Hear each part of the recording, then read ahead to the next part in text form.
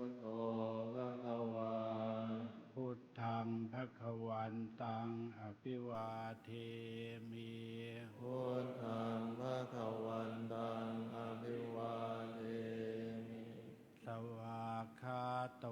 ภะคะวตาธัมโมสวากขาโตภะคะวตาธัมโมธัมมังนัมมัสสามิธัมมังนัมมัสสามิสุปฏิปันโนภะคะวะโตสาวกสังโฆสุปฏิปันโนภะคะวะโตสาวกสังโฆสังฆังนะมามิสังฆังนะมามิอันนมยังพุทธัสสะภะคะวะโตปุปภาคณมกาลังกะโลมาเสนะโมตัสสะภะคะวะโตอะระหะโตสัมมาสัมพุทธัสสะนะโมตัสสะภะคะวะโตอะระหะโตสัมมาสัมพุทธัสสะนะโมตัสสะภะคะวะโตอะระหะโตสัมมาสัมพุทธัสสะ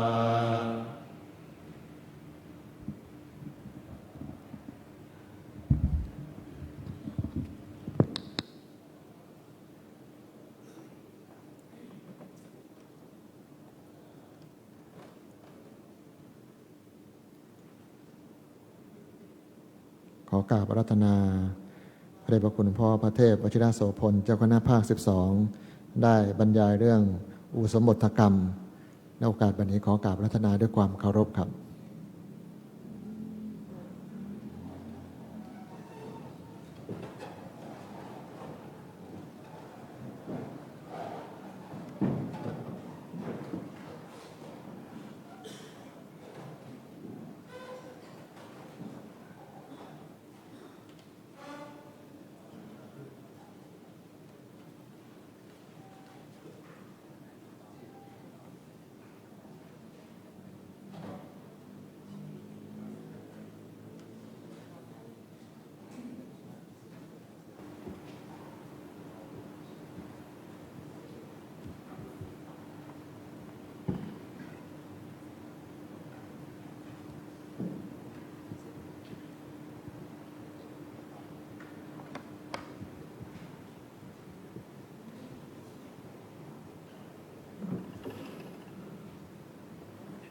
หล่นไหม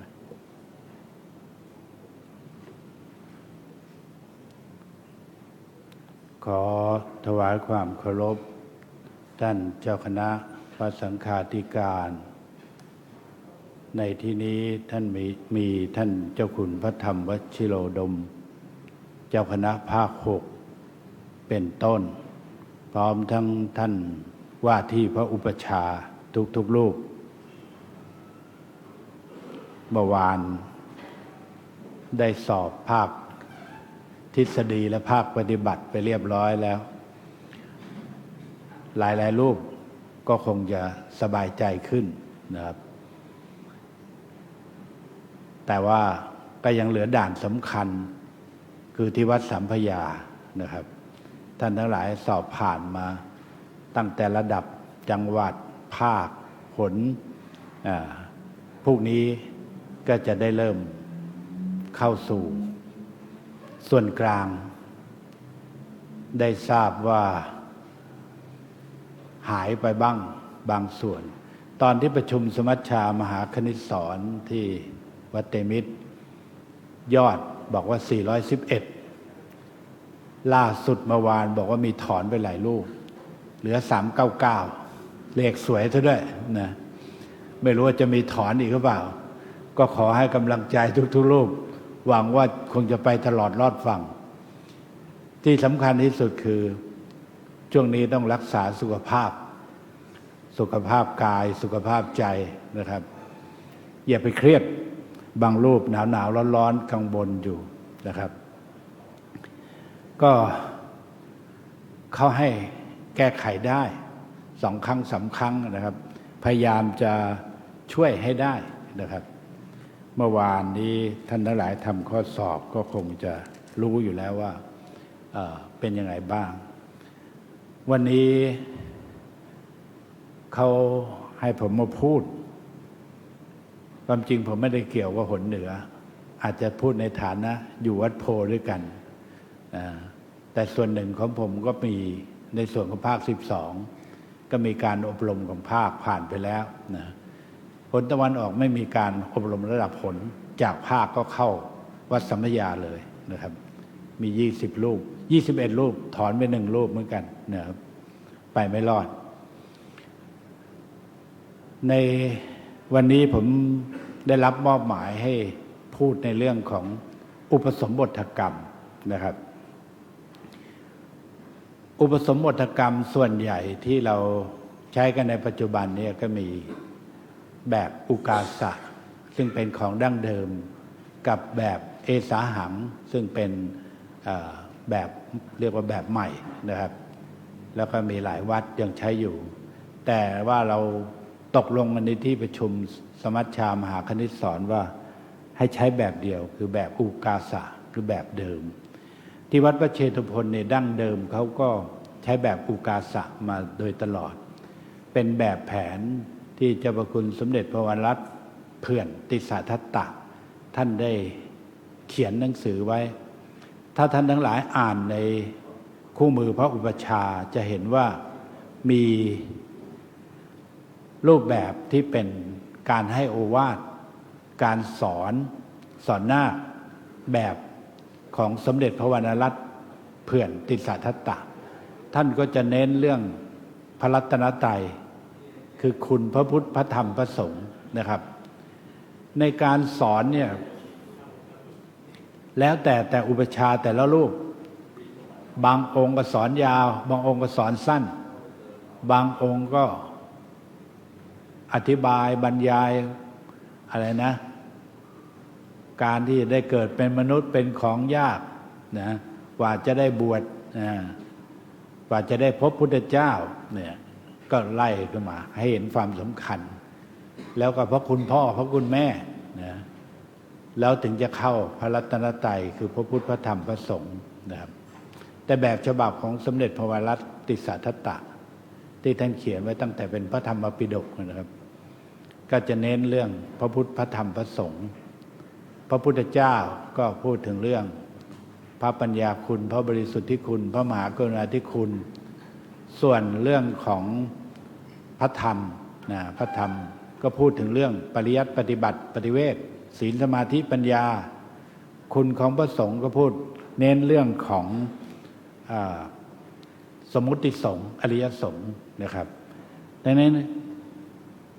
ท่านทั้งหลายก็จำไว้แบบใดแบบหนึ่งนะครับเวลาสอบก็เอาที่เคยอ่านกันมาสิ่งที่สำคัญก็คือกรรมฐานบอกตจะปัญจกกรรมฐานเกสาโลมานัคขาทันตาตะโจว่าโดยอนุโลมแล้วก็ปฏิโลมก็ตะโจทันตานัคขาโลมาเกสาอันนี้ครับเป็นแบบฉบับที่ท่านทั้งหลายที่โบราณอาจารย์แต่ปางก่อนสั่งสอนกันมานะครับก็สอนให้วิธีพิจารณากรรมฐานท่านทั้งหลายก็คงอ่านกันในหนังสือนะครับแล้วก็องค์ไหนจำไม่ได้เอาพอสังเขปก็พอได้นะครับสอนนาคเวลา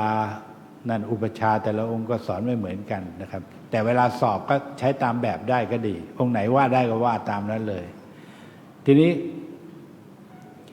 แบบที่การบรรพชาอุปสมบทที่เราใช้กันในปัจจุบันเนี่ยที่สำคัญนะครับจะต้องเน้นให้นาคว่าคำขอบวชให้ได้ด้วยตนเองติดขัดก็บอกนิดหน่อยอย่าไปบอกทุกคำนะครับถ้าบวชง่ายเกินไปก็จะดูว่ามันไม่ศักดิ์สิทธิ์แล้วว่าดูความตั้งใจที่ผู้จะมาบวชเนี่ยเหมือนไม่ได้ตั้งใจบวชนะครับอุปชฌาย์เป็นผู้ที่มีความสำคัญในการคัดคน เข้าสู่หมู่คณะของเรานะครับเป็นประตูด่านแรกที่จะคัดให้ใครเข้ามาในพระศาสนาถ้าได้คนดีมีความตั้งใจบวชแล้วก็ตั้งใจประพฤติดีปฏิบัติชอบพระศาสนาก็จะเจริญมั่นคงแต่ถ้าไปเจอคนไม่ดีเข้ามาปะปนในหมู่ในสังคมในคณะสงฆ์เราภาพพจน์เราก็จะเสียหายเจ้าคณะผู้ปกครองหลายๆรูปปวดหัวเพราะว่าเมื่อบวชเข้ามาแล้วมีเรื่องร้องเรียนเรื่องพฤติกรรมของพระในวัดบ้างนะครับบางรูปติดยาเสพติดมาตั้งแต่ก่อนบวชแต่พอมาบวชแล้วก็มีปัญหาดังนั้นเวลาจะบวชเดี๋ยวนี้เขาจึงให้มีการตรวจสอบประวัตินะครับให้ไปตรวจกับกองทะเบียนนะครับสำนักงานตำรวจแห่งชาติมีใบรับรองแล้วก็ในการบวชบางแห่งก็อาจจะมีตรวจโรคด้วยนะเพราะว่าในอันตรายิกธรรมเราจะถามเกี่ยวกับโรคร้ายแรงเพราะนั้นเราก็พยายามคัดผู้ที่จะมาบวชแล้วก็จะต้องมีผู้ที่มีความเชื่อถือนะครับผู้ที่รับรองต้องเป็นผู้ที่เป็นที่เชื่อถือได้นะครับเป็นที่คนที่เรารู้จักนะอันนี้เขาก็จะให้เน้นเรื่องของการรับรองนะครับทีนี้ในการอุปสมบทในเรื่องของพิธีกรรมนะครับจะต้องให้นาคมาซ้อมหลายๆรอบหน่อยนะครับที่ท่านกำหนดว่าอุปชาต้องพบและสอบสวนผู้ที่จะมาบวชอย่างน้อย15 วันเนี่ยก็เพื่อให้นาคมาเตรียมตัวท่องคำขานนาคให้ได้แล้วก็ดูพฤติกรรมดูความประพฤติโดยเฉพาะอย่างยิ่งเวลานี้มีการบวชถวายพระราชกุศลบ้างบวชเฉลิมพระเกียรติบ้างก็มีคนมาสมัครเยอะบางแห่งอยากได้จำนวนมากๆก็รับโดยที่ไม่ได้ตรวจสอบคุณสมบัติบ้างหรือไม่ได้ตรวจสอบประวัตินะครับมีบางคนออกจากคุกมาก็มีหรือต้องมีคดีคาอยู่ก็มีนะครับผมเคยรับบวชตอนมาสมัครเนี่ยเราก็ไม่ได้ดูพอถอดเสื้อวันจะโกนผมเท่านั้นแหละโอ้โหลายพ้อยไปหมดเลยสักเต็มตัวไปหมดถ้าสักเป็นยันเยินเป็นอะไรเกจิคณาจารย์ก็ยังพอทำเนาบางทีมันสักรูปอะไรแต่อะไรไม่รู้เยอะแยะสีเสือหลายสีด้วยนะเดี๋ยวนี้ก็มีศักดิ์ศรีต้องระมัดระวังบางทีอยู่ในตำแหน่งที่ชัดเจนพอห่มจีวรเราจะเห็นนะอันนี้ก็เป็นที่น่ารังเกียจเมื่อวันซืนนี้ผมไปเปิดงานฝั่งลูกนิมิตไปเจอพระที่มาช่วยงานสักเต็มหน้าเลยสักเป็นรูปยักษ์มีเขี้ยวมีอะไรแต่อะไรเต็มเลยบอกนี่รูปอะไรเนี่ยบอกยักษ์สักมาก่อนบวชหรือหลังบวชก่อนบวชไม่รู้อุปชารับบวชได้ยังไงนะสักหน้าเลยสักคิ้วสักตาสักปากเป็นรูปยักษ์เลยยักษ์ในรามเกียรตินะครับอันนี้ก็เรียกว่าทำให้ประทุษร้ายบริษัททำให้ภาพพจน์คณะสงฆ์ดูไม่ดีนะครับก็ไม่เรียบร้อยฝากท่านทั้งหลายดูแลคัดคนให้ดีด้วยคัดกรองให้ดีนะครับฉะนั้นแล้วก็บวชหมู่ที่สำคัญอีกอย่างหนึ่งบางทีคิดว่าอยู่ไม่นานแต่มีบางคนบวชแล้วจะไม่สึกจะอยู่ต่ออันนี้ต้องดูตรวจสอบให้ดีบางคนพบว่ามีปัญหามีคดีเก่าอยู่เยอะแล้วก็เคยบวชมาหลายวัดแล้วก็ไปสร้างปัญหามีคดีฟ้องร้องฟ้องอุปชฌาย์อาจารย์ฟ้องร้องคณะสงฆ์แล้วก็ร้องเรียนไปเรื่อยนะครับอันนี้จะมีปัญหาเพราะนั้นฝากเรื่องการคัดคนด้วยนะครับเน้นย้ำเลยจะรับใครมาบวชต้องเป็นที่เชื่อถือได้ต้องมีรับรองประวัติอาชญากรรมประวัติการติดยาเสพติดมีไหมแล้วก็ตรวจโรคด้วยนะครับทีนี้ผมก็อยากจะเข้าเรื่องของการขอบวช บางองค์บางท่านบอกผมมาอบรมอุปชฌาย์มาทำไมมาให้ผมท่องขันธ์นาคที่เขาให้ท่องก็เพื่อว่าจะได้รู้เวลานาคว่าถูกว่าผิดที่นาคว่าน่ะถูกไหมอักขระเป็นยังไงบ้างเพราะฉะนั้นอุปชฌาย์จะต้องแม่นนะครับต้องแม่นคำขานนาคแล้วก็คำสวดบอกผมเป็นอุปชฌาย์ผมไม่ได้เป็นคู่สวดนั่นแหละยิ่งสำคัญเพราะว่าจะรู้ว่าคู่สวดถูกสวดผิดเพราะมันเป็นเรื่องของพระวินัยเป็นพุทธบัญญัติการออกชื่อฉายานาคชื่ออุปชายะอักขระเพราะว่ามันในกฎเขาบอกว่าสมบัติสี่คือวัตถุสมบัติได้แก่ตัวผู้จะบวชคือเจ้านาคต้องเป็นชายมีอายุ20 ปีบริบูรณ์แล้วก็ปราศจากบรรพชาโทษต่างๆตามที่เราสวดถามอันตรายิกธรรมนะครับเดี๋ยวนี้บางทีมองว่าเป็นผู้ชายแต่ไม่ใช่ผู้ชายก็มีนะ ดูให้ดีเมื่อสักปีก่อนเนี้ยมีคนมาสมัครบวชต้องการจะบวชถามไปถามมาที่ผมไม่ได้รับเองหรอกพระท่านมาเล่าบอกแปลงเพศแล้วบวชได้หรือเปล่ามันจะบวชได้หรือเปล่าเขามีสามีมาแล้วถ้าเกิดไปแปลงเพศแล้วตัดอวัยวะเพศแล้วบวชไม่ได้นะเนี่ยขาดคุณสมบัตินะบางทีเราไม่ได้เข้าไปดูถึงข้างในไม่รู้นะเดี๋ยวนี้มันมีหลากหลายนั้นต้องระมัดระวังด้วยนะครับแล้วก็การคัดเลือกคัดคนนี่สำคัญนะตามคุณสมบัติต้องถามว่าปุริโสสิเป็นผู้ชายหรือเปล่าเป็นบุรุษหรือเปล่านะเนี่ยสำคัญแล้วก็เรื่องคิดอายุเหมือนกันทำไมท่านเคร่งครัดในเรื่องการคิดอายุเอาเป็นเอาตายกับเรื่องคิดอายุตกข้ออื่นยังไม่เป็นไรแต่ว่าตกข้อคิดอายุนี่เอาหนักเลยเพราะว่าในพระวินัยบอกว่าเป็นชายต้องมีอายุครบ20 ปีบริบูรณ์20 ปีในตามพระวินัยให้นับตั้งแต่เกิดในครรภ์ตามบาลีเนี่ยบอก10 เดือนทัสสมาสัจเยนะโดยการล่วงไปเดือน10คลอดออกจากบุตรท้องมารดาแต่ตามเหตุผลเนี่ยบางทีมันอาจจะคลอดก่อนกำหนดบางคน7 เดือน8 เดือนคลอดก่อนกำหนดแล้วปัจจุบันนี้บางทีหมอผ่าก่อนก็ได้นะดูตามฤกษ์อาจจะตามของเรานะ9 เดือนตามหลักการแพทย์แต่ว่าจริงๆวินัยอาจจะยึดตั้งแต่ปฏิสนธิซึ่งยังไม่เป็นรูปเป็นร่างนะครับอยู่ในครรภ์ก็เรายอมให้นับได้6 เดือนนะครับ6 เดือน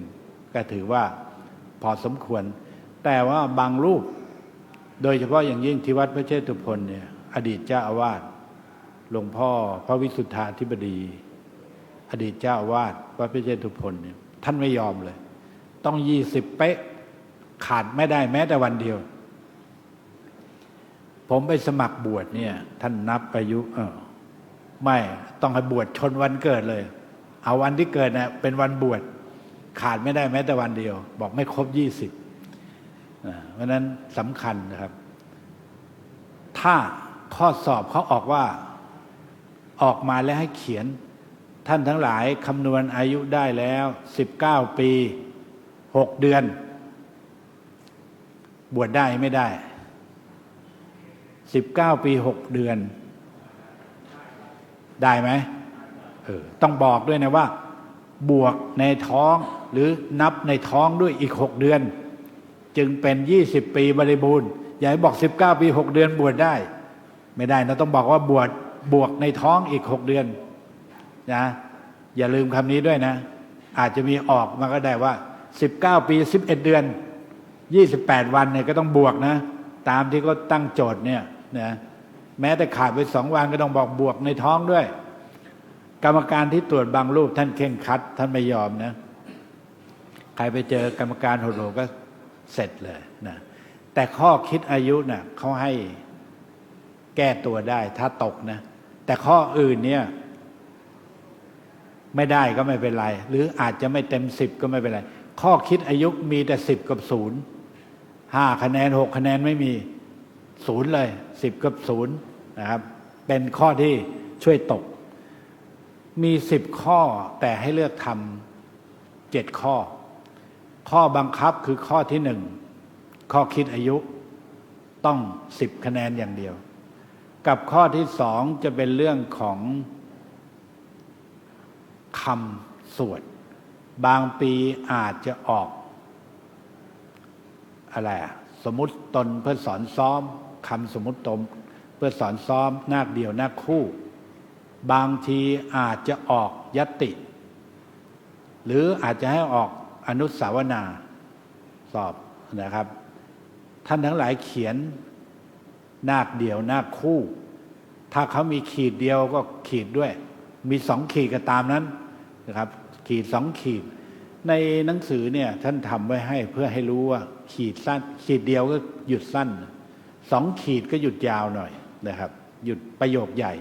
จังหวะหายใจด้วยครูสวดจะได้หายใจแล้วสวดว่าเป็นจังหวะจะพร้อมเพียงนะครับครูสวด2 รูปจะได้ทานกันเนี่ยข้อ2จะเป็นข้อบังคับออกเขียนคำสวดหรือบางทีอาจจะออกอนุศาสตร์8 อย่างนะครับนิสัย4อกรณียกิจ4ข้อใดข้อ1นะครับอาจจะออกนิสัยก็ได้หรืออาจจะออกอักกรณียกิจก็ได้นะครับเพราะฉะนั้นต้องเขียนให้ได้แต่เขียนแบบไทยก็ได้หรือจะเขียนแบบบาลีก็ได้นะครับจะเอาสักอย่างหนึ่งแล้วก็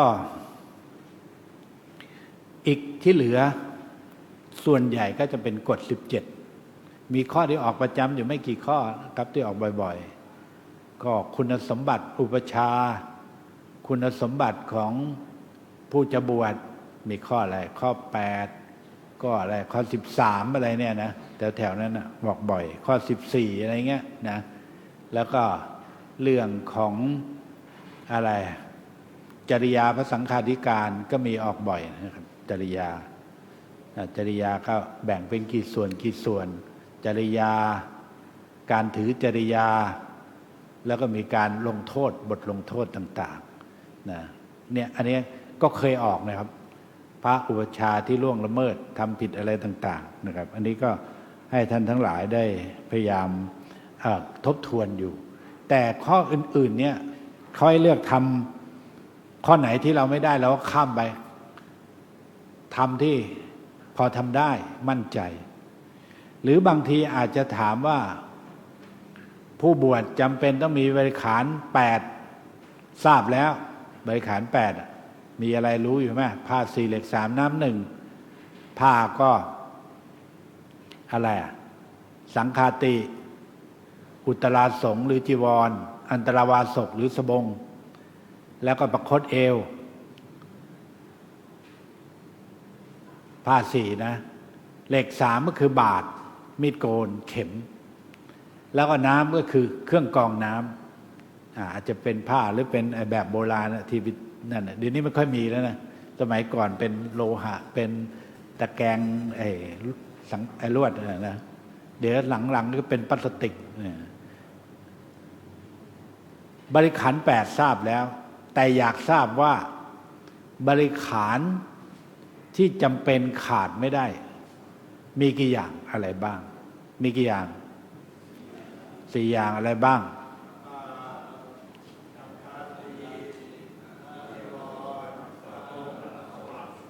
นั่นนะสังฆาติจีวรสบงเขียนอย่างนี้ก็ได้หรือจะเขียนบาลีก็ได้สังฆาติอุตราสงอันตรวาสกนี่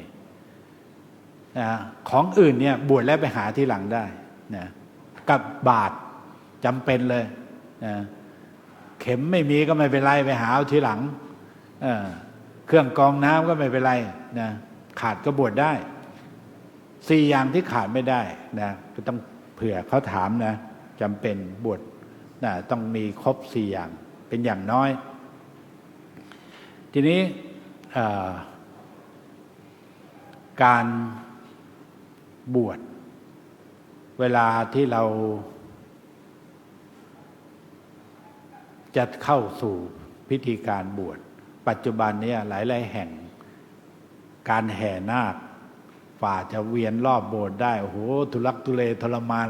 เห็นดูในคลิปก็มีอะไรนะมีแค่หามมีเขย่ามีโยนกันนาคมึนไปหมดแล้วนะกว่าจะเข้าโบสถ์ได้นะลืมหมดเลยไอ้คำขอบวชเนี่ยถ้าเป็นประเพณีของชาวบ้านก็ทำก็ว่ากันไปแต่เรื่องของเราก็ตั้งแต่วันทาเสมาเข้าโบสถ์อะไรแต่อะไรต่างๆการมอบพระไตรให้พ่อแม่มอบพระไตรเสร็จแล้วนาคก็ถือพระไตรมหาอุปชฌาย์นะครับแล้วก็ถวายผ้าให้แก่อุปชฌาย์อุปชฌาย์ก็ต้องดูว่า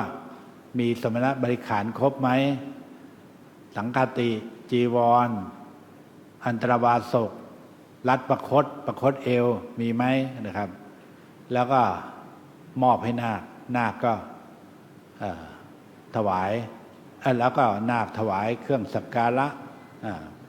กล้วยธูปเทียนแพอะไรต่างๆนะแล้วก็อุปชฌาย์ก็มอบพระไตรให้นาคกล่าวคำขอบรรพชาสมมุติว่านาคกำลังจะขอบรรพชาช่วยกันว่าหน่อยว่าไงหน้าที่เจ้านาคอุกาสะ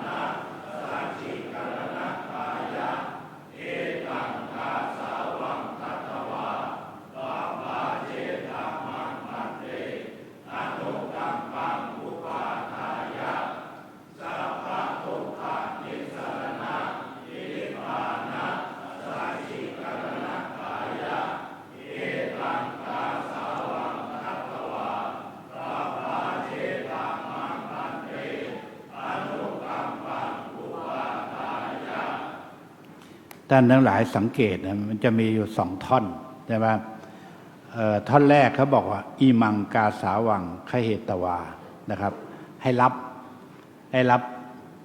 ผ้านี้แล้วก็ให้ข้าพเจ้าบวชนะครับท่อนแรกสามครั้งเสร็จแล้วก็เอาพระไตรถวายอุปชฌาย์อุปชฌาย์บางรูปท่านก็จะชักอะไรนะไอ้อังสะเอามาพับเตรียมไว้ที่ดูก่อนอังสะปัจจุบันมันเป็นสมัยใหม่นะอาจจะมีกระดุมแต่โบราณท่านเป็นสบายเฉียงนะครับ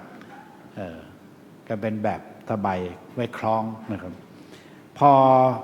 ถวายอุปชาแล้วก็ว่า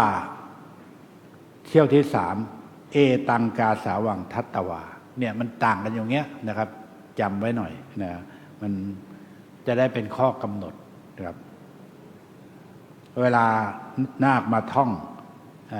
ต้องพยายามซ้อมให้คล่องๆเลยนะครับแต่บางทีมากประมาเวลาอยู่ข้างนอกซ้อมเนี่ยคล่องพอเข้าเวทีจริงประมาเหมือนเราไปสอบวิชาโอ้คนนู้นเสียงคนนู้นคนนี้ตื่นเต้นเมื่อวานผมสอบองค์หนึ่งบอกว่าอนุศาสตร์ขึ้นหัวข้อหนึ่งไปลงอีกข้อหนึ่งยุบ2 ข้อมารวมเป็นข้อเดียวจักเริ่มมั่วเริ่มสับสนนะอะไรลุกขมูลเสนาสนังไปเอาอะไรสปินวานีตังมันมาใส่กันมั่วจับ2 ข้อมารวมเป็นข้อเดียวนะมันสับสนมึนเหมือนกันที่นี่ยังไม่เท่าไหร่นะครับไปวัดสัมปยานะโอ้โหข้างๆบอกองค์เสียงดังลั่นเลยเสียสมาธิไม่ต้องไปสนใจใครอย่าวอกแวกเอาของเราว่าของเรานะครับไปเจอกรรมการบางองค์โอ้โหดุทักทุกคำเลยเสียสมาธิถ้าผมสอบผมจะไม่เคยทักให้ว่าไปให้จบก่อนผิดตรงไหนแล้วมาบอกหรือว่าให้เริ่มใหม่เลยนะให้ใหม่พอไปทักระหว่างนั้นเสียสมาธิปีที่แล้วผมเจอหลวงพ่อกรรมการองค์หนึ่งทักทุกนั่นล้วนหมดเลยผมสอบไป2 องค์แล้วองค์นั้นยังไม่จบเลยนะเพราะฉะนั้นไปเจอกรรมการเขี้ยวก็หนักเลยนะรุ่นใหญ่ๆมรณภาพไปหลายองค์ดุแต่มดุอีกด้วยนี่พูดไม่ได้เครียดนะพูดให้เตรียมตัวไว้เผื่อเพราะฉะนั้นเขาจะดูว่ากรรมการองค์ไหนใจดีก็นั่งลุ้นแล้วองค์ไหนนะก็แล้วแต่จังหวะนะเราเลือกไม่ได้นะเพราะว่าเขาไม่ให้เราเลือกอันนี้พอขอบวชเสร็จอุปชาก็สอนนะท่านก็มีหลักการสอนแล้วแต่ใครจะว่าอะไรพูดถึงความสำคัญของความเป็นมนุษย์ก็ได้สอนให้รู้เรื่องพุทธศาสนานะพระพุทธพระธรรมพระสงฆ์อย่างที่พูดไปแล้วนะสอนให้รู้เรื่องความชีวิตของมนุษย์ฝ่าจะได้เกิดฝ่าจะได้มาบวชนะครับอานิสงส์การบวชเอาย่อๆก็พอเพราะว่าบางคนเนี่ยมันก็ไม่มีกระจิตกระใจฟังหรอกนะครับที่สำคัญก็คือมูลกรรมฐานเดิมถ้าเขาออกข้อสอบบอกว่าท่านบวชมาแล้วท่านได้เคยเรียนกรรมฐานไหมเรียนครั้งแรกกับใครที่ไหนต้องบอกว่าเรียนกับพระอุปัชฌาย์คือตจักปัญจกะกรรมฐานว่าอะไรบ้างเกสาโลมานักขาทันตาตะโจว่าโดยอนุโลมว่าโดยปฏิโลมก็คือตะโจทันตานักขาโลมาเกสานี้จะสอนยังไงก็สอนไปสอนให้พิจารณาอย่างไรจึงจะเป็นพระกรรมฐานถ้าเห็นว่าสวยว่างามว่าดีว่างามเป็นเหตุให้เกิดความกำหนัดรักใคร่พอใจกิเลสที่ยังไม่เกิดก็จะเกิดขึ้นที่เกิดขึ้นแล้วก็จะแก่กล้าลงนะถ้าเห็นว่าไม่ดีไม่งามกิเลสที่ยังไม่เกิดก็จะไม่เกิดขึ้นที่เกิดขึ้นแล้วก็จะลดน้อยถอยลงไปอธิบายไปถ้าพิจารณาตรวจตาไปแล้วยังไม่เห็นชัดเจนก็พิจารณาโดยสีสันฐานกลิ่นอะไรวะที่เกิดที่อยู่อะไรเนี่ยนะตามแบบฉบับให้รู้นะเกสาโลมานักขาทันตาตะโจต้องบอกว่าอนุโลมคือไปตามลำดับปฏิโลมคือถอยกลับเมื่อวานองค์ที่ว่านะเอาอนุโลมเป็นปฏิโลมปฏิโลมเป็นอนุโลมมั่วกันนะนั้นต้องระมัดระวังแล้วการสอนนะอุปชาต้องสอนให้ชัดเจนนะอย่าไปว่าอะไรงึมงำมองพูดฟังไม่รู้เรื่องนะต้องเชื่อมั่นหน่อยนะครับแล้วบางทีญาติโยมเขาฟังอยู่ด้วยนะบางแห่งโบสถ์เล็กอุโบสถเล็กหัตถบาทของพระสงฆ์กับโยมที่นั่งอยู่เนี่ยมันใกล้กันมากก็เลือกหน่อยอย่าให้โยมเข้าไปเยอะเอาเฉพาะญาติผู้ใหญ่พ่อแม่หรือญาติปู่ย่าตายายอะไรเงี้ยนะแต่ถ้าโบสถ์กว้างไม่เป็นไรให้ห่าง ให้มีระยะห่างให้พอสมควรนะครับ แล้วก็ต้องดูด้วยบางแห่งช่างภาพที่ถ่ายภาพบางทีไปยืนค้ำหัวครูสวดอุปชาหรือพระอันดับถ้าจะถ่ายก็ถ่ายซะให้เก็บภาพก่อนที่จะมีการสวดกรรมวาจาโดยเฉพาะอย่างยิ่งช่วงที่สวดตั้งยติสวดอนุสาวนาอะไรเนี่ยต้องระมัดระวังอย่าให้ใจมาเดินเพ่นพ่านอย่าไปให้ใกล้หัตถบาทโดยเฉพาะช่างภาพต้องระมัดระวังนะครับถ้าเป็นไปได้ก็คือให้หยุดถ่ายเลยช่วงสวดกรรมวาจาเพราะว่ามันเป็นเรื่องของสมบัติสี่ปริสัทวัตถุสมบัติเจ้านาคกรรมวาจาสมบัติเรื่องการสวดนะแล้วก็เรื่องอะไรปริสัทสมบัติคือหัตถบาทนะครับหัตถบาทต้องระมัดระวังแล้วก็เขตสีมาสมบัติ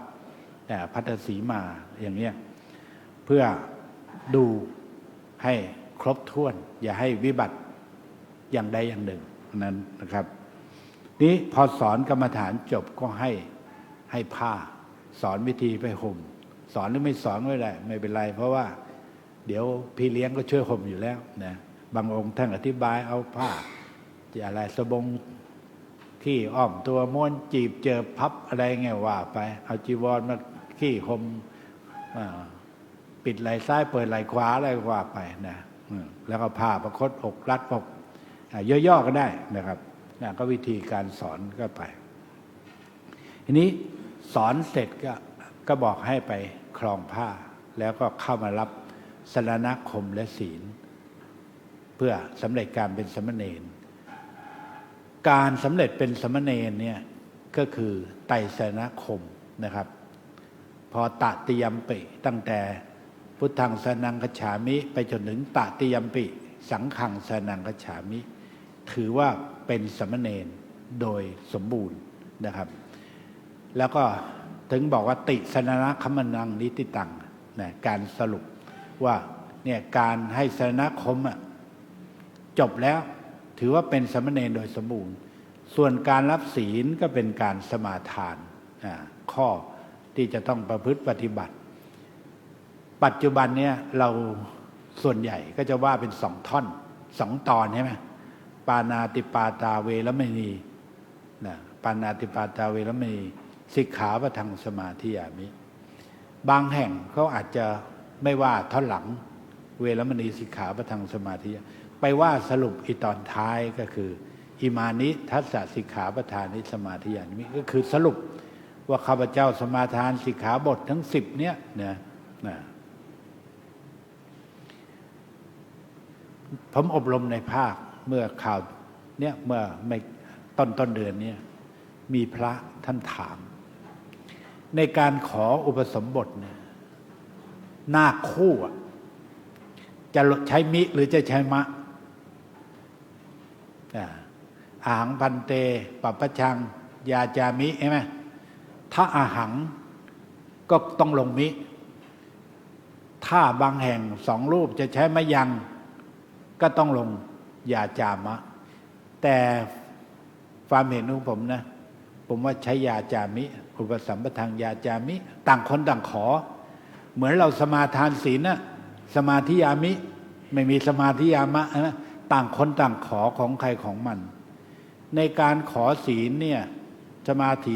าทานศีลชาวบ้านเนี่ยมีคนหนึ่งเป็นตัวแทนอาราธนาบอกอาราธนาแทนคนอื่นมาอย่างพันเตวิสุงลักขณถายะติสเนสะปัญจศีลานิยาจามะเป็นผู้แทนแต่การบวชเนี่ยต่างคนต่างขอของใครของมันขอแทนกันไม่ได้นะครับนั้นอาหังถ้าใช้อาหังก็ต้องลงยาจามิถ้าบางแห่งจะใช้มะยังก็ต้องลงยาจามะเวลาอุลุมปตุมังถ้าจะใช้มะยังก็ต้องเป็นอุลุมปตุโนนะครับมันมีเอกวจนะกับพหุวจนะภาษาบาลีมันเป็นภาษาที่มีเพศมีพจน์มีผู้ชายมีผู้หญิงมีเอกพจน์พหุพจน์อะไรเงี้ยแต่ในการบวชเนี่ยต่างคนต่างขอนะครับจะใช้อาหังก็น่าจะได้นะครับ ฉะนั้นถ้าจะว่าอย่างใดก็ต้องว่าให้ถูกยาจามินะลงให้ชัดๆนะทีนี้ลองดิสนะคมและศีลนึกคิดว่าผมไม่น่ามีปัญหาเนาะอยากจะให้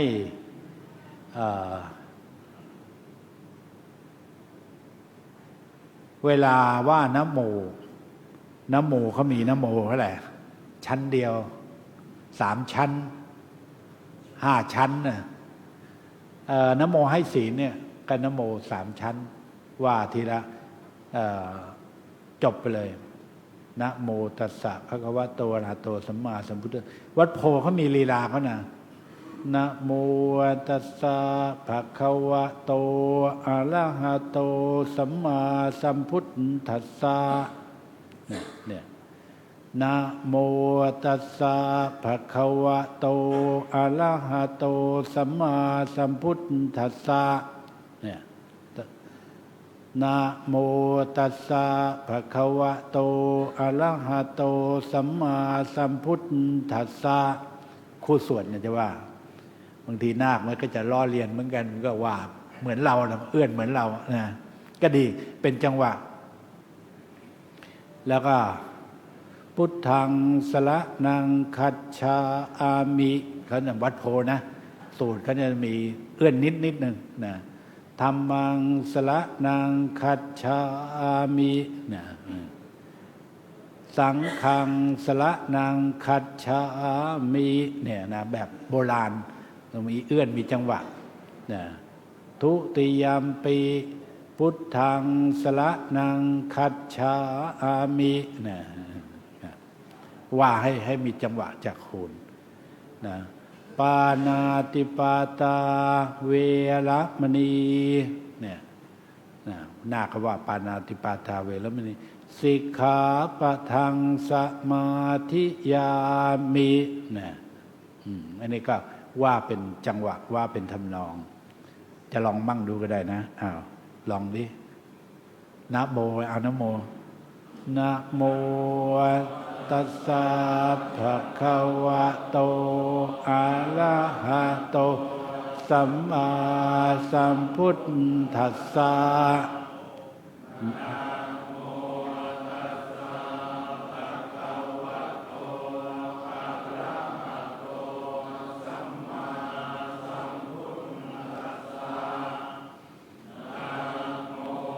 ตัสสะภะคะวะโตอะระหะโตสัมมาสัมพุทธัสสะสัมพุทธเหมือนขึ้นเขาเรียกว่าอะไรอักขระวิธีแปลว่าไม่แข็งไม่รู้จักสิ้นมันมีเสียงอะไรนะเสียงแข็งเสียงอ่อนสิถินธนิตโคสะอโคสะก้องไม่ก้องแล้วมันมีนาสิกขึ้นจมูกด้วยเนี่ยสังโยกนั่นแหละเวลาโบราณท่านว่าดีนั่นนะปานาติปาตาเวรมณีเนี่ยสิกขาปะทังสมาธิยามิเป็น2 ท่อนนะว่าทีละท่อนเพราะว่ายาวบางทีนาคมันลืมนะครับแล้วก็ไอตัวยาวๆท่อนยาวๆสุราเมรยะมัชฌะปมาทัฏฐานาเวรมณีเขาจะให้ว่าเป็นคำนะเพราะว่าบางนั่นศัพท์นัจจะคีตะวาทิตะวิสุกะทัศนาเวรมณีนั้นศัพท์เขาจะว่าเป็นท่อนๆนะครับนัจจะคีตะวาทิตะวิสุกทัศนานะครับเพื่อมันเป็นศัพท์อย่าไปฉีกศัพท์ผิดนะบางคนไปนัจจะคีตะวิสุกะอะไรไม่ได้นะเพราะว่าไอ้ศัพท์มันเป็นศัพท์เป็นคำแล้วก็มีมาลาคันทะไอ้ที่ยาวๆ เพราะว่ายาวทีนาคมันจำไม่ได้นะเนนจำไม่ได้มาลาคันทะวิเลปนะนะมีมาลาแปลว่าดอกไม้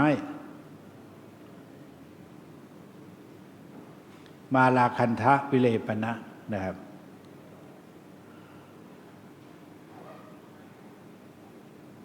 มาลาคันทะวิเลปนะทารณะมันดนะวิภูสนัฏฐานานะครับว่าเขาวงเล็บลูกน้ำอะมาลาคันทะ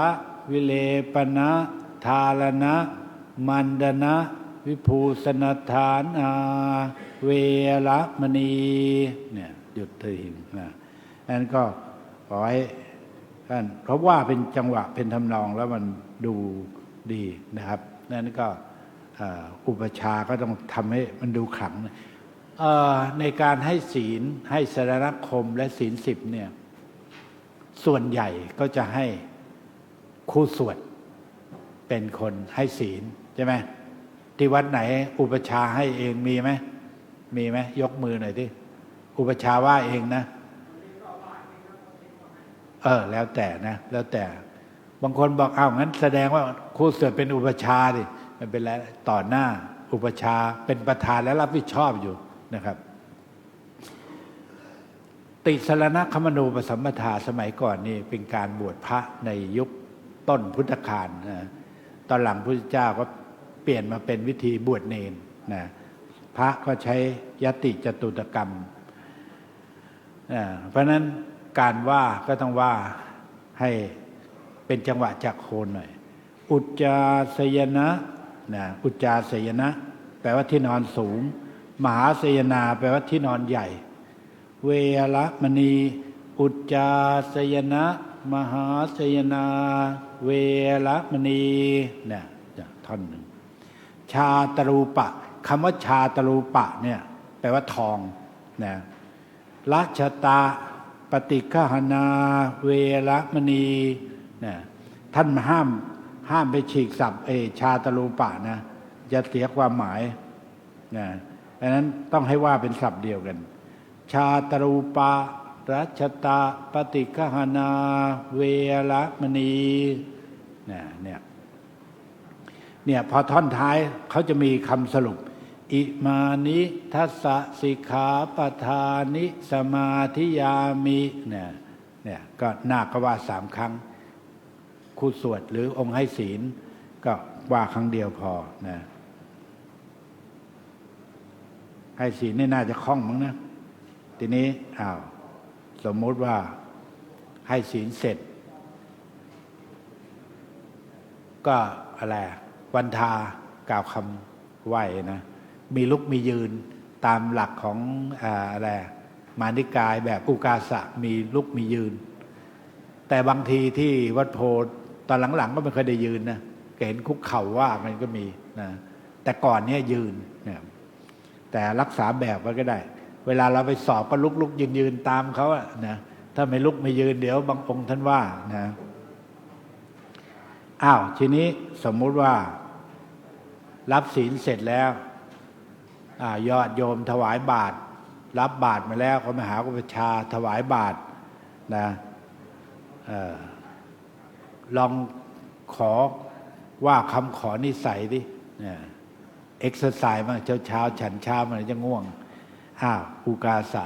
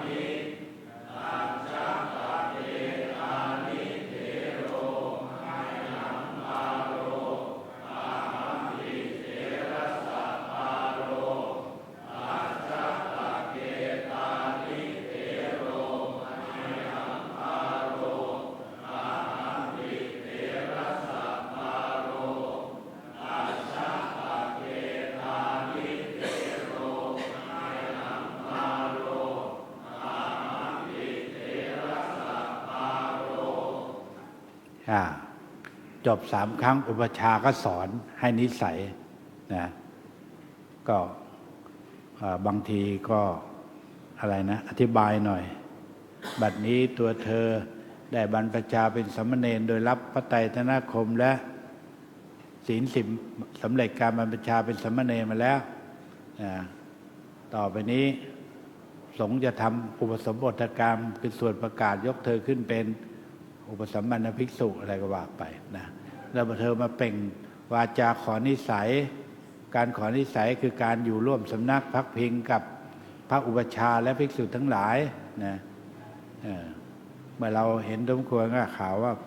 ปฏิรูปังเป็นการสมควรอุปายิกังชอบโดยอุบายปาสาธิเกนะสัมปาเทหิขอเธอจงยังสัมมาปฏิบัติให้ถึงพร้อมด้วยอาการน่าเลื่อมใสแล้วมากล่าวต่อไปว่าอัจฉัตตเคธานิเถโลไมหังพาโลหัมปิเถรสะพาโลนะก็บัดนี้พระเถระเป็นภาระของกระผมเป็นภาระของพระเถระต่างฝ่ายต่างทำหน้าที่แก่กันและกันฉันบิดากบุตรนะการแนะนำสั่งสอนและสงเคราะห์ด้วยปัจจัยตามมีตามได้เป็นหน้าที่ของพระอุปชายะการอะไรประพฤติดีปฏิบัติชอบและตั้งใจศึกษาเล่าเรียนเป็นหน้าที่ของผู้อุปสัมปทาเปกนะนี่ก็สอนอุปชาคือเป็นประธานนะและรับผิดชอบในการอุปสมบทนะบางทีเราบอกแปลว่าผู้เพ่งโดยตระหนักคือเพ่งพินิจพิจารณาว่าเห็นว่าเป็นการสมควรนะมาขอให้เป็นอุปชาโยเมพันเตโหหินะคือเป็นผู้รับรองเข้าหมู่นะก็สอนไปพอสมควรนะพอสอนเสร็จก็บอกว่าต่อไปนี้สงฆ์จะทำอุปสมบทกรรมยกเธอมีภิกษุชื่อของพระเธอเป็นภาษาไทยขัดข้องในการสวดกรรมวาจาก็จะตั้งชื่อสายใหม่เรียกว่าให้ฉายานะฉายาแหละอุตตโลก็ได้อุตตโมก็ได้นะหรือตามวันท่านเจ้าคุณพูดไปแล้วเรื่องอะไรนะตั้งตามทักษะการตั้งฉายาเนี่ยตั้งตามวันเกิดหมอดูโหรทั้งหลายก็คิดกันบริวารอายุเดชศรีมูลอุตสาหมนตรีกาลกินีอะไรเนี่ยแต่ว่าของเราเนี่ยเอาบริวารขึ้นหน้าแต่ตามหลักโหรหมอดูเขาบอกว่าผู้ชายให้เอาเดชขึ้นผู้หญิงให้เอาศรีขึ้นแต่ตั้งฉายานาคเราคิดแค่เอาวันที่เกิดบริวารเนี่ยนะจะได้บวชแล้วจะได้มีลูกศิษย์ลูกหาเยอะๆนะเน้นบริวารเพื่อได้อยู่เป็นอุปชฌาย์อาจารย์ครูบาอาจารย์เผยแผ่พระศาสนาไปแล้วก็ฉายาอุปชฌาย์ก็บอกด้วยถ้าคนไม่เก่งบาลีนี่ตั้งฉายานาคต้องระวังนะอย่าไปตั้งสระอิสระอีสระอุสระอูนะตั้งหรือสวดผิดกันยุ่งเลยนะเปลี่ยนวิภัตตินะในการสวดเนี่ยถ้าคู่สวดไม่ใช่มหาปรริญญาไม่รู้บาลีเดี๋ยวสวดผิดสวดถูกนะครับสระอุสระอูสระอิสระอีเนี่ยเลี่ยงได้เลี่ยงนะครับเอาอาการันพอนะอันก็บางองค์จะตั้งโชว์แต่ต้องบางทีตั้งแล้วผิดก็มีนะอันนั้นก็เน้นให้สวดง่ายๆโดยเฉพาะอย่างยิ่งถ้าเป็นการบวชหมู่เยอะๆต้องพยายามตั้งให้สวดง่ายบางทีไม่ต้องดูอะไรนะวันเกิดเขาจะเอาอะไรนะคล้ายๆกันยังมีนาคหลวงปีไหน3 องค์เนี่ยขึ้นธรรมะหมดเลยธรรมจิตโตธรรมรัตโนธรรมเศรษโถอะไรเงี้ยให้เวลาคุสวดง่ายหรือจะเอาท้ายเหมือนก็ได้ยานะทีโลยานะวชิโลยานะอะไรวังโสอะไรนะก็แล้วแต่นะให้มันสวดง่ายครูสวดจะได้ไม่สับสนสวดเยอะๆเขาเบลอเหมือนกันมึนเหมือนกันเพราะฉะนั้นเวลาบวชหมู่เนี่ยต้องตั้งฉายาให้ง่ายๆชุดเดียวกันทีละ3 ละ 3นะนั้นอุปชฌาย์ก็ต้อง ดูต้องระมัดระวังฉายาอุปชาฉายานาคแล้วก็บอกสมณะบริขารนะครับสมณะบริขารบอกภาษาไทยนิดหน่อยบอกอย่างนี้ชื่อนี้ด้วยมคธภาษาจำชื่อถึงนั้นไว้เป็นปิณฑุอธิษฐานนะอ้าวลองดิลองว่าคำบอกบริขารอันนี้มันผิดนะว่ากันเองลองดิปัทมังอะไร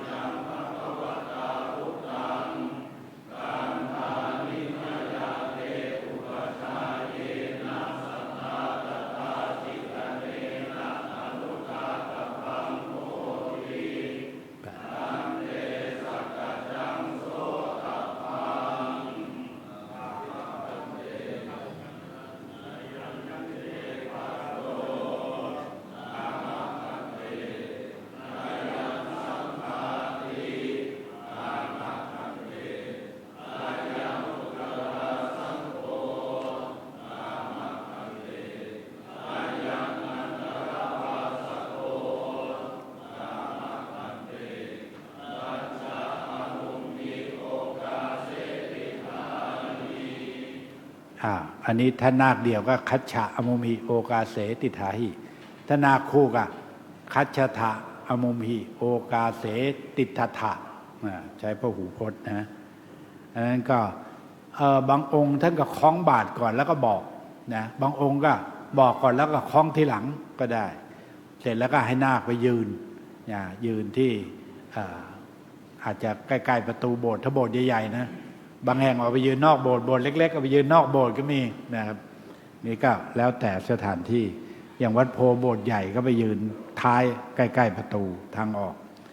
ทีนี้พอนั่นเสร็จก็คู่สวดก็สวดกรรมวาจาสอนซ้อมเอาฉายาอะไรอุตโลว่าพร้อมกันนะโมไหมนะโมนะ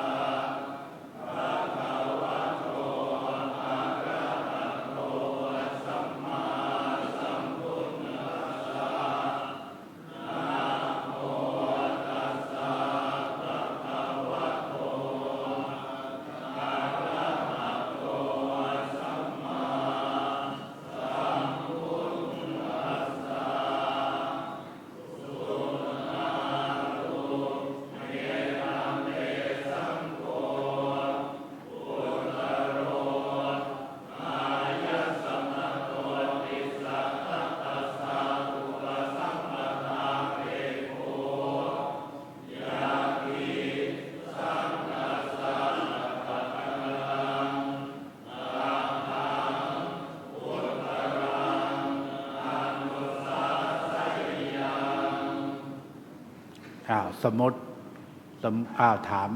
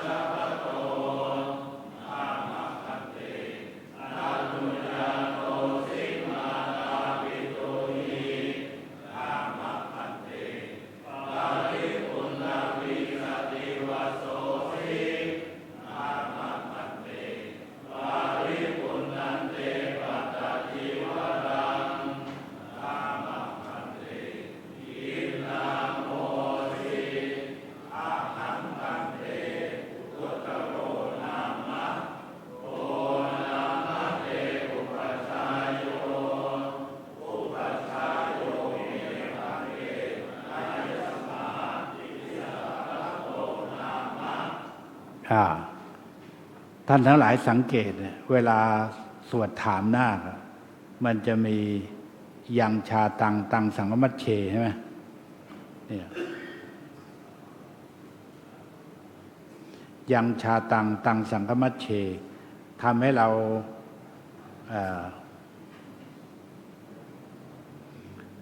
ากำหนดไว้ให้ดีแต่พอไปอยู่ในอาสงฆ์ท่อนนี้จะไม่มียังชังตังตังพุชามิเลยใช่ไหมนี่ก็กำหนดไว้ให้ดีสมมุติว่าถามเสร็จให้นาคยืนคู่สวดเข้ามาก็อะไรสวดพระเดียงสงฆ์นะ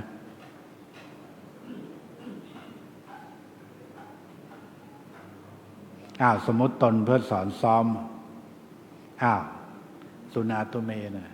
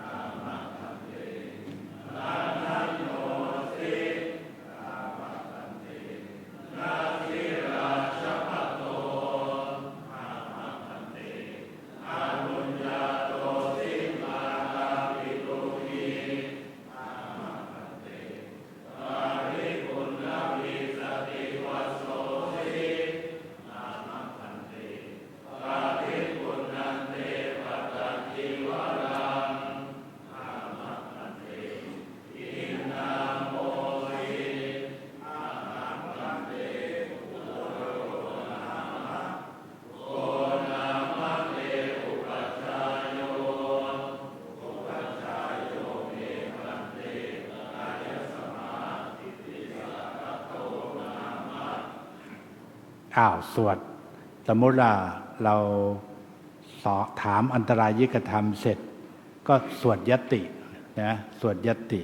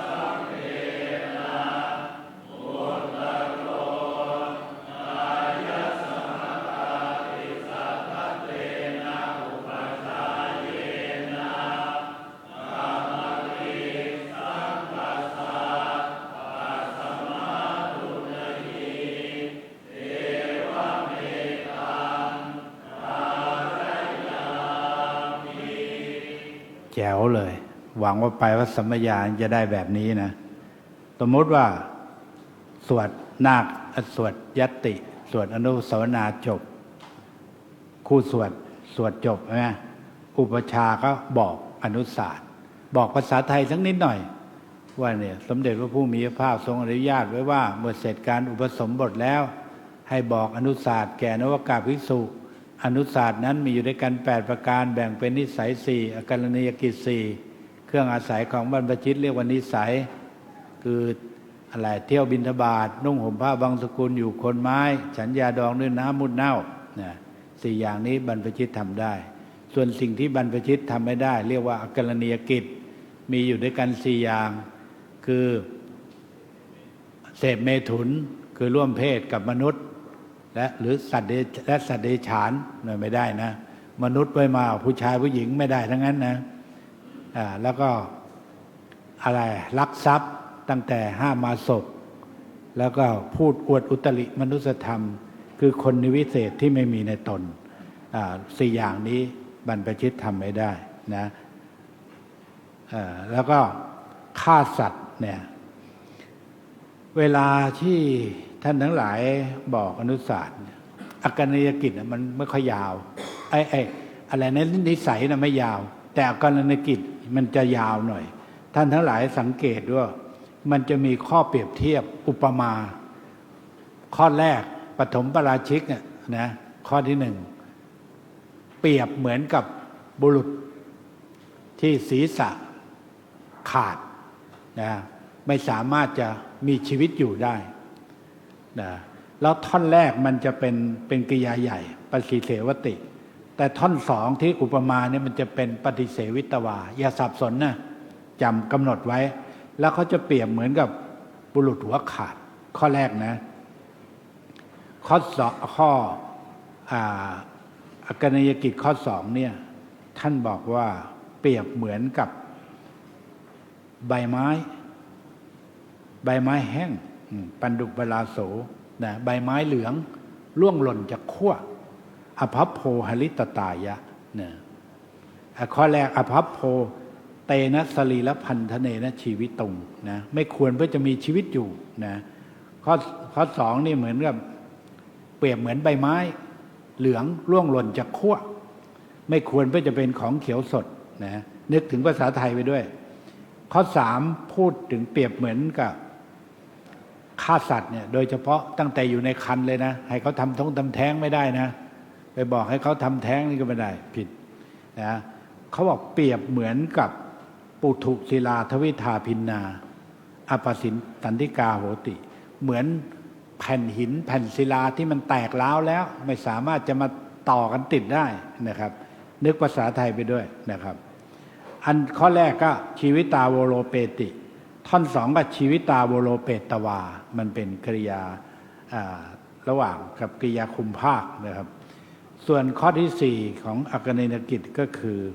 เปรียบเหมือนอะไรตาลยอดด้วนนะนึกถึงภาษาไทยไปด้วยตาลยอดด้วนมัตตกัจฉินโนตาโลมัตตกัจฉินโนอภัพโพปุณณวิรุณียาไม่ควรแก่การงอกขึ้นใหม่ได้อีกนะเปรียบเหมือนคนอวดอุตริมนุสธรรมท่อนแรกก็อุลปติชานังวาวิโมกขังวาสมาธิงวานะข้อนี้จะยาวหน่อยท่อนที่2ก็เป็นอุลปิตวานะท่อนแรกเป็นอุลปติเป็นกริยาคุมภาคกับกริยาในระหว่างนะตามหลักบาลีถ้าใครเรียนบาลีก็จะเข้าใจแต่ถ้าไม่เข้าใจบาลีก็จำไว้ตามเนี้ยนะนั้นก็นึกภาษาไทยไปด้วยแล้วก็จะไม่หลงนะก็ก่อนจะจบก็คงหมดเวลาเอาบอกอนุศาสตร์สักพร้อมๆกันสักเที่ยวนึงนะครับแต่ว่าถ้าเป็นนาคเดี่ยวก็อะไรตันเตใช่ไหมถ้าเป็นนาคหลายคู่ก็ตังโวใช่ไหมเอาบอกอนุศาสตร์หน่อย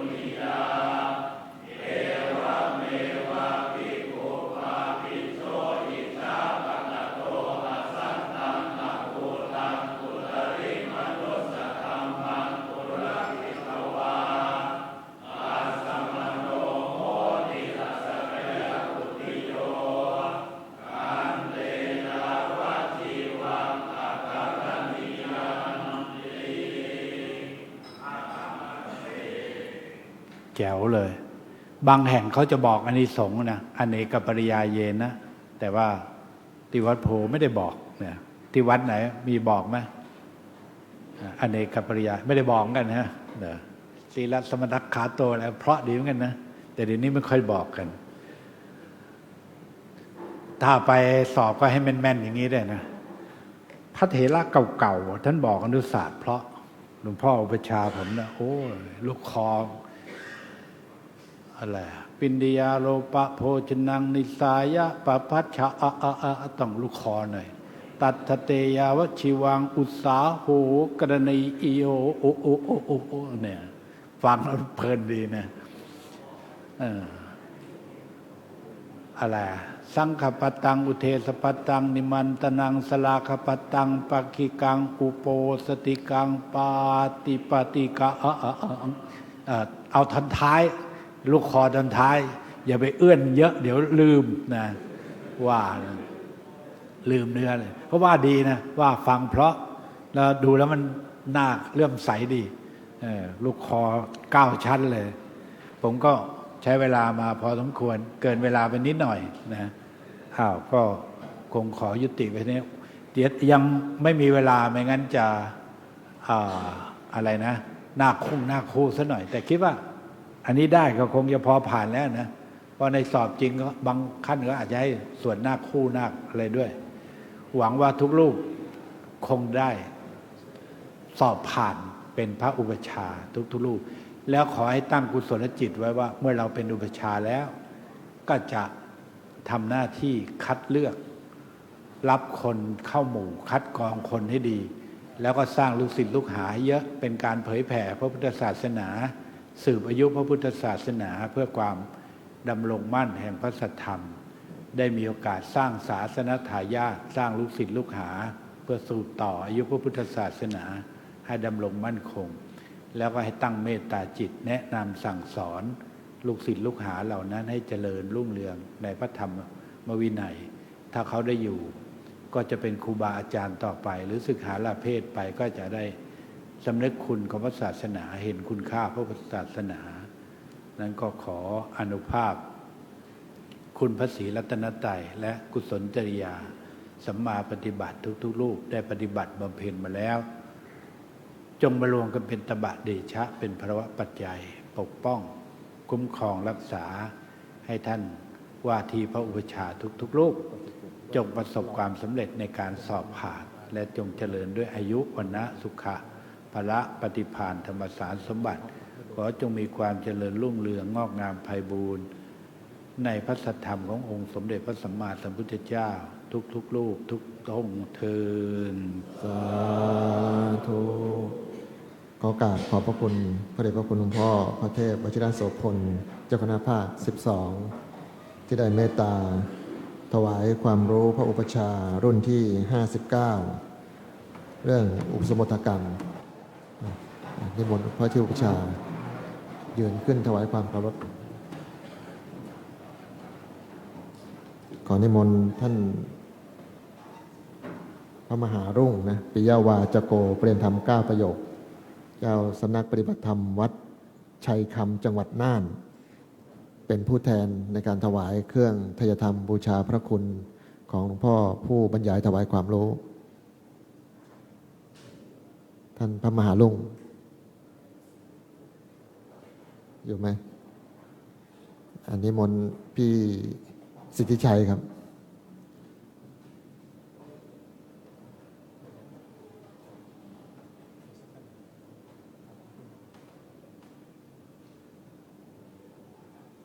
พี่สิทธิชัยเปลี่ยนธรรม9ประโยคเป็นประธานรุ่นปี59ผลเหนือของเรานะแล้วก็เราจะเบรกพัก5นาทีนะครับเข้าห้องน้ำห้องท่าให้เรียบร้อยแล้วก็ขึ้นมาฟังบรรยายต่อนะครับครับนี่หมดเลยครับผมเบรก5นาทีนะครับแล้วก็ขึ้นมาใหม่สำหรับช่วงบ่ายขอว่า